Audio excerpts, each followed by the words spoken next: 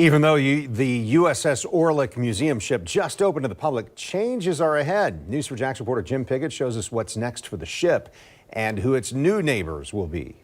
You know, the Orleck was only supposed to be in this downtown spot for a short period of time, but things have changed. Now with Drone 4, I'm going to show you what's going to be happening. They got a reprieve. They get to stay here at least for another month, but eventually they are going to move to their new home down the river, the Museum District. It'll be definitely less than a year. I'm the glass is half full, very confident person.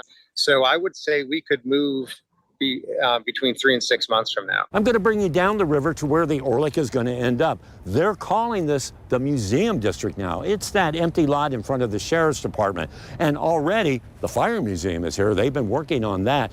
Down at the far corner, well, that's where MOSH, the Museum of Science and History, is going to relocate. In fact, here are some renderings of what they want to see in this area. They still got a lot of planning to do and fundraising for that to happen. I mean, part of the work we're doing with MOSH to get them over there is to, again, have this vibrant downtown riverfront that we're seeing in other areas, but to finally get the shipyards area a part of that process. And that'll always be a mix of private development, public amenities, and we think a museum presence would be a great attraction. Now I'm going to bring you back down to sea level and show you where the Orleck is ending up.